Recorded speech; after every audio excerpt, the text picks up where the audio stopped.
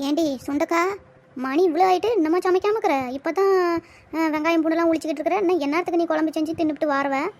அத்தானே சோம்பேறி கழுத சட்டு புட்டு நீ செஞ்சு நேரம் ரெடியாக சாப்பிட்டுட்டு இருப்பான்னு பார்த்தா கடைக்கு ஓடிட்டு ஓடியாரலான்னு இப்போ தான் தக்காளி வெங்காயம் பூண்டெல்லாம் வச்சுக்கிட்டு உக்காந்துட்டு இருக்கிறா. நீங்கள் 2 பேரும் போகிறதுன்னா போங்க, நான் வாரத்துக்கு இன்னும் நேரம் ஆகும். நான் பாரு உரல்ல ஆட்டி குழம்பு தாளித்து தின்னுபிட்டு வாரத்துக்கு எப்படி பார்த்தாலும் நான் 2 மணி நேரம் ஆகும். நான் இன்னும் தண்ணி கூட ஊற்றிக்காமக்கிறேன். எண்ணெய் பிடிச்சிக்கிட்டு தொந்தரவு பண்ணக்கூடாது. ஆமாம் சொல்லிட்டேன். என்னது உரல் ஆட்டி குழம்பு வைக்கிறியா? ஏன் மிக்சிக்கு என்ன வந்துச்சு? ஏட்டி மிக்சின்னு மிக்சியில் போட்டால் குழம்பு ஒரு ருசி இருக்க மாட்டுக்கு. உரல்ல ஆட்டி சாந்த ஊற்றி அப்படியே தாளித்து குழம்பு தின்னு பாரு, அம்புட்டு ருச்சியாக இருக்கும். அந்தமே நானும் உரல் ஆட்டி தான் வைக்கலான்னு முடிவு பண்ணிட்டேன். அது சரி, நீ எந்நேரத்துக்கு சாந்த ஆட்டி குழம்பு கொதிச்சு நீ தின்னுபிட்டு தண்ணியை ஊற்றிக்கிட்டு ரெடி ஆகி வாரத்து. ஆமாம், என்ன குழம்பு வைக்கிறதுக்கு இதெல்லாம் ரெடி பண்ணிட்டு இருக்கிற? என்ன கறி குழம்பா சாந்தாட்டுற? அடி போடி பைத்தியக்காரி, கறி குழம்புக்கு மட்டும்தான் சாந்து ஊற்றணுமா? அவரைக்காய் எங்கள் காட்டில் அவரைக்காய் கடைச்சாயிட்டு பார்த்துக்க.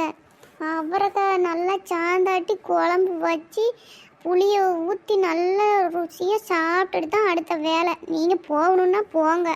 ஏட்டி நாங்கள் மட்டும் போகிறதுன்னா அப்போவே போயிருக்க மாட்டோமா? மெனக்கட்டு இங்கே வந்து கூப்பிட்டா இவ பார்த்தா ஓவராக நடிப்பை போட்டுக்கிட்டு இருக்கா. ஒழுங்காக சட்டுப்பட்டுன்னு ஆட்டி குழம்பு கொதிக்க வச்சு தின்னுபிட்டு ஓடியா பார்க்கலாம். நாங்கள் 2 பேரும் இங்கே உக்காந்துக்கிறோம்.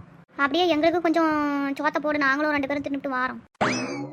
ஆமாம்மா, நீ சொல்கிறத பார்த்தாவே இப்பயே பசி எடுக்குது, தின்னா வச்சுனுக்குது. எங்களுக்கும் சேர்த்தியே குழம்பு வையம்மா. யார் 2 பேரும் சோத்தை திங்காமையாவா கிளம்பி ஓடி வந்தீங்க? அப்படி என்ன அவசரம் உங்களுக்கு 2 பேத்துக்கும்? நாங்கள் தின்னுபிட்டு தான் வந்தோம். நீ சொல்கிற இதெல்லாம் பார்த்தா எங்களுக்கு திருப்பியும் பசி எடுத்துக்குச்சு. கொஞ்சம் சேர்த்தி வை, ஒன்றும் உங்கள் சொத்து குறைஞ்சி போயிடாது. அட வைக்கிறதுக்கு நான் கேட்கல, சும்மா கேட்டேன். சேர்த்தியை தான் வச்சு விடுவேன். நான் எப்பயுமே உக்காருங்க, ரெடி பண்ணிட்டு சாப்பிட்டுட்டே போகலாம். ஆமாம், மாதம் உட்காந்துக்கிட்டு நாயம் வச்சுட்டே இருக்காமல் சட்டுப்பட்டுன்னு போய் வதக்கி ஆட்டி குழம்பு கொதிச்சு வச்சு எடுத்துட்டு ஓடியா பார்க்கலாம். ஓடு. ஆமாம், உனக்காரு மிக்சியில் தானே நீ எப்பயும் போட்டு டர்டார்னு அரைச்சிக்கிட்டு கிடப்பா. இப்போ என்ன புதுச்சா உரல் ஆட்டி குழம்பு வைக்கிற? உனக்கு ஆறு இதெல்லாம் சொல்லி கொடுத்தாங்க? அட இதெல்லாம் சொல்லி கொடுக்கணுமா என்ன? அந்த நேற்று குழம்பு வைக்கிறேன்னு பக்கத்து வீட்டில் அந்த மாலால அவகிட்ட குழம்பு கொஞ்சம் வாங்கி தின்னேன்.